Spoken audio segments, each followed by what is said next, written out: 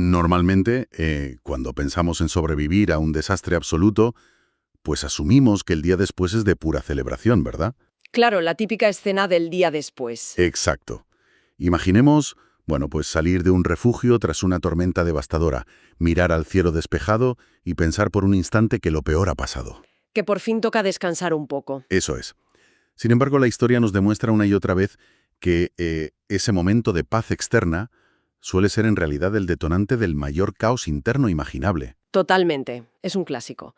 Sin una amenaza exterior que mantenga unido al grupo, las personas dentro del refugio empiezan a mirarse unas a otras. O sea que las pequeñas diferencias se vuelven abismos. Justo.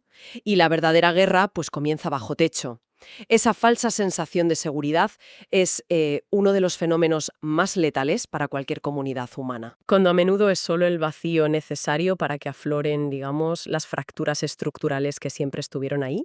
Latentes, ¿no? Bajo la presión de la pura supervivencia. Exactamente. Pues precisamente de esa tensión vamos a hablar hoy.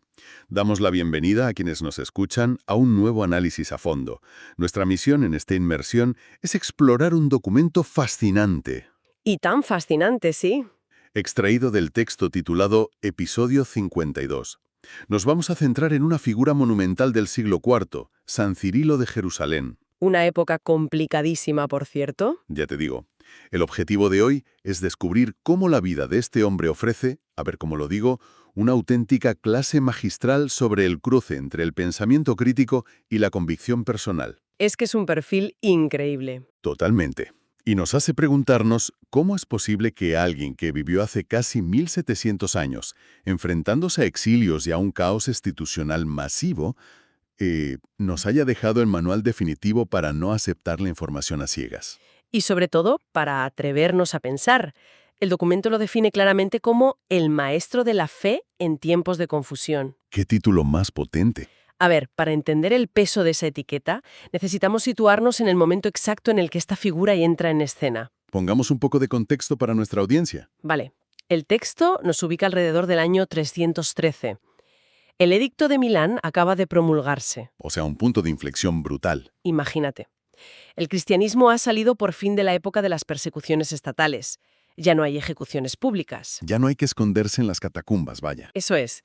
Pero claro, esa victoria da paso a un periodo donde la Iglesia pasa a estar, y cito literalmente el concepto central, profundamente agitada. Agitada, ¿eh? Me gusta esa palabra. Agitada por fuertes conflictos teológicos internos. Bueno, vamos a desgranar esto utilizando una analogía terrenal, porque a veces, claro, la distancia histórica nos impide ver la magnitud del problema. A ver esa analogía. Pensemos, por ejemplo, en una empresa emergente, una startup.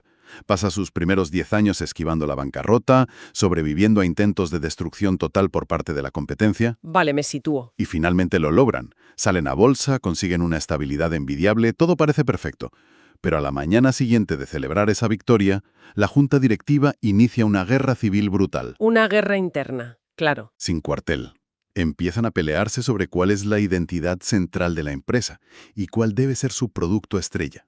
Han sobrevivido a la competencia, pero corren el riesgo de destruirse a sí mismos. Desde el despacho principal, fíjate. Es un símil perfecto. Esa guerra civil corporativa es el equivalente a lo que ocurría en el siglo IV, con la diferencia, o sea, ojo aquí, de que las apuestas eran infinitamente más altas. Mucho más altas.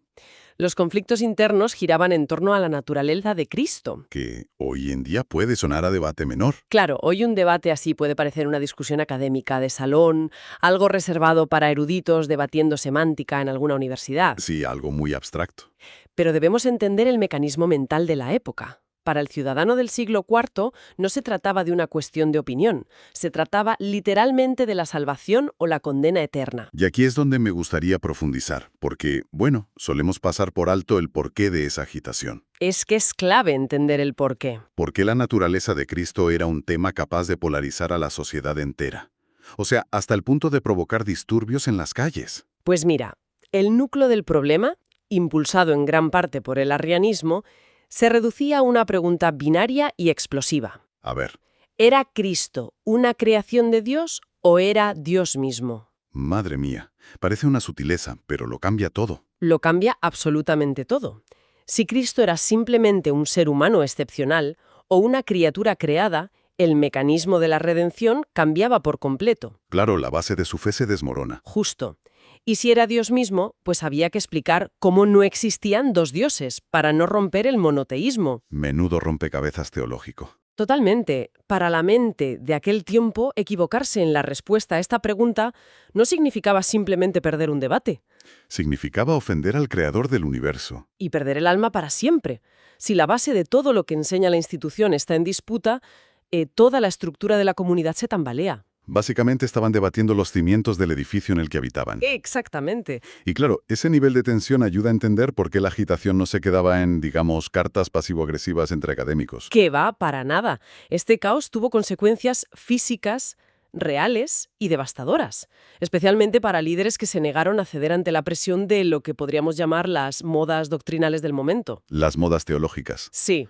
El documento detalla que Cirilo, durante su tiempo como obispo de Jerusalén, sufrió múltiples exilios. Múltiples, sí, no fue uno solo, fueron varios. Y esto nos obliga a cuestionar un poco la visión increíblemente romántica que solemos tener de la antigüedad, ¿no? Esa visión idílica, claro. Sí, nos imaginamos a estos líderes religiosos con túnicas impecables, meditando en silencio en monasterios tranquilos. Paseando por claustros, iluminados por el sol, ¿verdad? Justo eso. Pero leyendo sobre estos destierros, ser obispo en el siglo IV suena menos a un trabajo espiritual tranquilo y mucho más a ser un disidente político. Un disidente en constante peligro, además.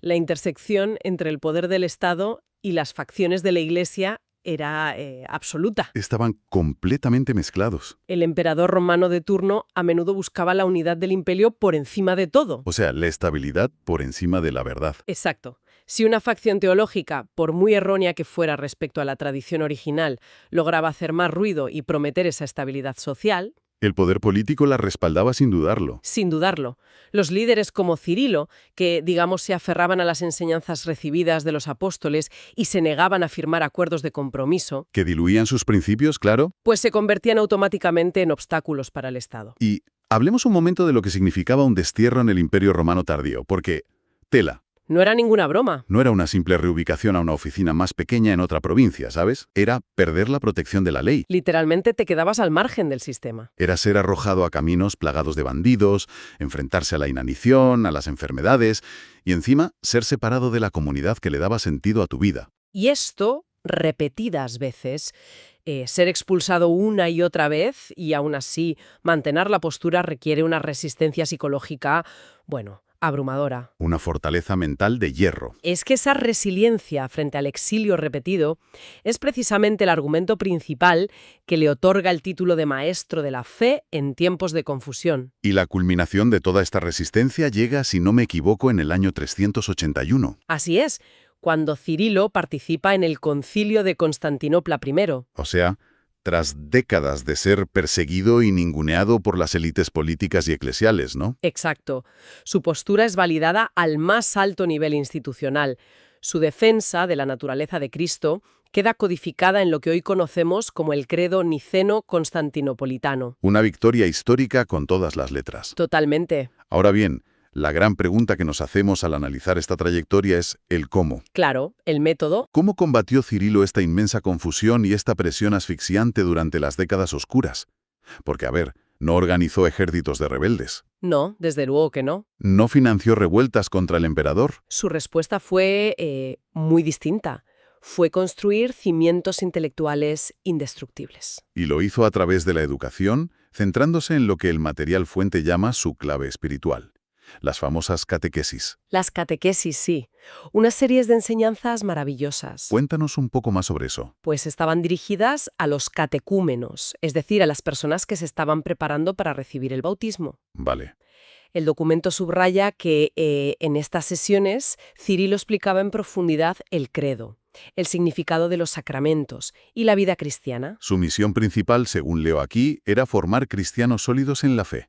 Esa era la meta final. Espera, aquí necesito hacer de abogado del diablo por un momento. A ver, dispara. Acabamos de establecer que el objetivo de hoy es entender cómo este hombre enseñó a no aceptar la información a ciegas y a usar el pensamiento crítico, ¿vale? Sí, ese es el punto de partida. Pero si nos limitamos a decir que impartía catequesis enseñando un credo, ¿No suena eso exactamente a exigir fe ciega? Entiendo por dónde vas. Quiero decir, ¿cómo se diferencia memorizar una lista de normas teológicas de un adoctrinamiento puro y duro? Porque eso suena a lo opuesto al rigor intelectual. Bueno, es que esa es precisamente la distinción crucial que separa a un adoctrinador de un educador como Círilo. Me intriga. Él no pedía a sus seguidores que memorizaran frases en latín o griego sin entenderlas. Las catequesis eran, en realidad, un ejercicio de construcción fenomenal. Ah, o sea que desmenuzan las cosas. Claro. Cirilo tomaba cada frase del credo, cada paso del rito del bautismo y desarmaba el porqué detrás de la acción. No se quedaba en la superficie. Para nada. Explicaba la lógica interna de la teología, la historia de la salvación, la razón de ser de cada símbolo. Vale, ya veo la diferencia. No les decía, creed esto porque lo digo yo, que soy el obispo. El argumento de autoridad de toda la vida. Eso es.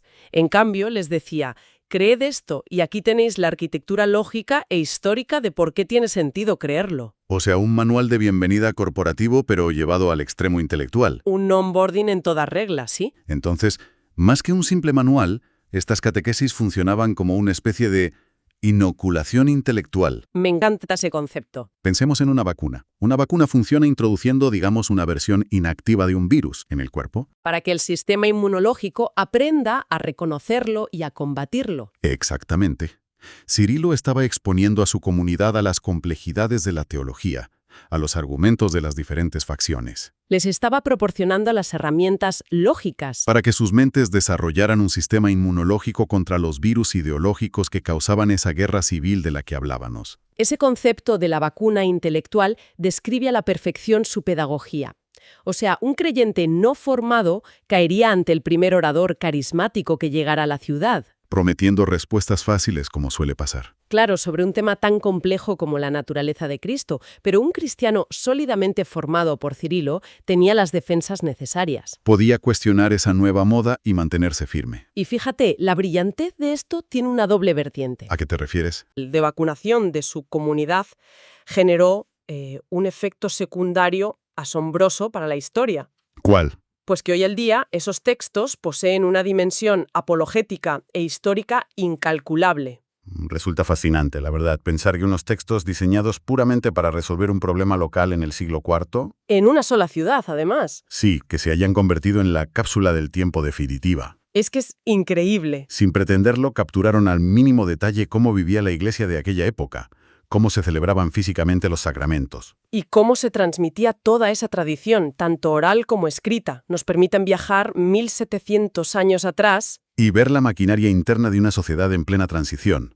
Tela. Pues por esa doble contribución, la de sostener la integridad de su comunidad frente al caos político y legar este testimonio documental, se le reconoce como doctor de la Iglesia. Un título que no le dan a cualquiera. Desde luego que no.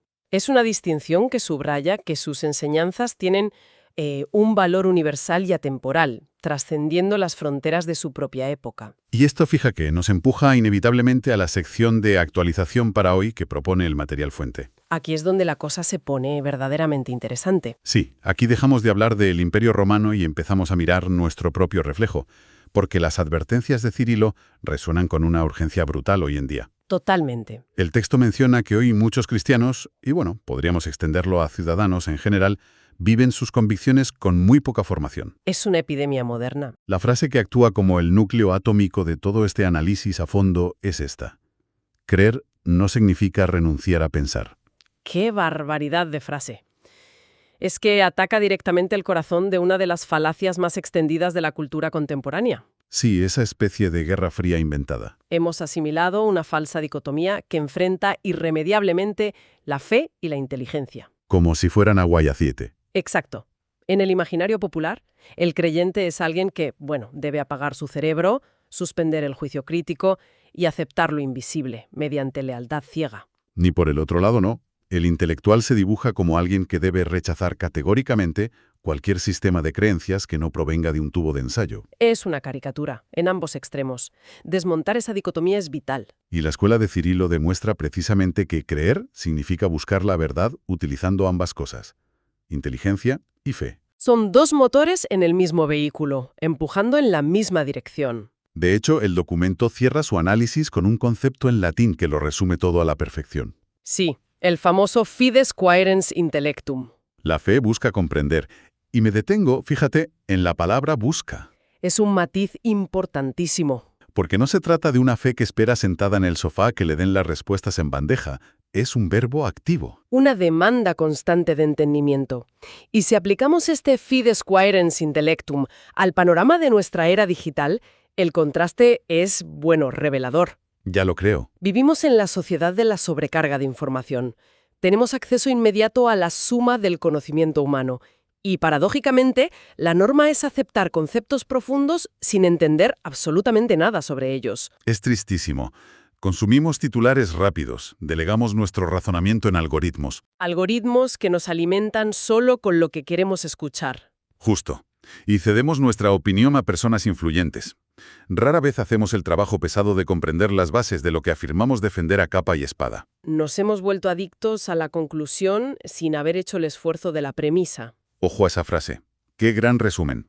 Adictos a la conclusión. Es que la exigencia de Cirilo de aplicar rigor intelectual a las convicciones profundas es un salvavidas en este océano de ruido moderno. Un ancla, diría yo. Frente a debates polarizados en redes sociales, donde el equivalente moderno a las modas doctrinales del siglo IV arrasa con la opinión pública en horas. La ignorancia voluntaria nos hace tremendamente vulnerables. Del mismo modo que un cristiano no formado en Jerusalén era presa fácil de la manipulación imperial, un ciudadano no formado hoy es sencillamente un títere de la desinformación. Es que no hay otra forma de verlo. Habiendo recorrido toda esta trayectoria vertiginosa, creo que es necesario dar un paso atrás. Sí, para ver la perspectiva general. Observar el cuadro completo que nos deja esta exploración profunda. Hemos trazado el arco vital de un líder que heredó una situación imposible. Un hombre que ve cómo su comunidad sale de la carnicería de las persecuciones romanas solo para sumergirse de cabeza en un caos teológico desgarrador. Y alguien que encima es expulsado sistemáticamente de su hogar, perdiendo toda seguridad material. Y todo simplemente por negarse a adaptar sus principios a los caprichos del poder político del momento. Y a pesar de todo ello, no responde con violencia ni con cinismo. Responde construyendo esa inmensa campaña de vacunación intelectual que fueron las catequesis. Demostrando en la práctica que la inteligencia y la creencia no son enemigas. Son socias indispensables para sobrevivir a la confusión. Su reivindicación en el Concilio de Constantinopla I no es un golpe de suerte histórico. Para nada. Es el resultado inevitable de unos principios que fueron sometidos al fuego de la persecución y, bueno, pasaron la prueba de la razón. Deja clarísimo que la verdad, ya sea teológica, filosófica o puramente social, requiere un esfuerzo activo. No se hereda pasivamente, no cae del cielo. Se conquista a través del entendimiento profundo de sus fundamentos. Y para cerrar nuestra inmersión de hoy, merece la pena llevar este desafío a nuestro propio terreno. Al terreno de quienes nos escuchan hoy en día. Exacto. Construyendo sobre ese mismo pilar del fides quaerens intellectum, la fe busca comprender. ¿Cuál es el planteamiento final, entonces? Pues el planteamiento para nuestra audiencia es el siguiente. Si un obispo del turbulento siglo IV, que literalmente arriesgaba su vida y soportaba el exilio por sus posturas, Con todo en contra. insistía con tanta vehemencia en que la verdadera convicción exige una búsqueda intelectual rigurosa y no la mera aceptación pasiva de un dogma, La pregunta es clara. ¿cómo aplicamos este nivel de exigencia a los innumerables credos seculares, ideologías políticas o narrativas sociales a los que nos adscribimos hoy en día? Es un desafío inmenso. Porque cuando consumimos el flujo incesante de información moderna, cuando nos alineamos fervientemente con un movimiento o adoptamos la opinión mayoritaria de nuestra burbuja digital. ¿Qué estamos haciendo realmente? Exacto. Estamos simplemente aceptando un dogma cómodo, sentándonos a disfrutar del calor del refugio junto a los que piensan igual, sin examinar nunca la integridad estructural de las paredes. O, por el contrario, estamos utilizando nuestra inteligencia. Atreviéndonos a hacer las preguntas difíciles y buscando comprender verdaderamente los cimientos de lo que afirmamos creer. Es para darle una vuelta, desde luego. Como veíamos al principio, cuando la tormenta parece haber pasado y el cielo exterior está despejado, a veces el desafío definitivo no es el enemigo que acecha en el horizonte. Es la solidez intelectual de la casa en la que hemos decidido habitar. Dejemos que esa idea resuene. Gracias a quienes nos han acompañado en el análisis a fondo de hoy.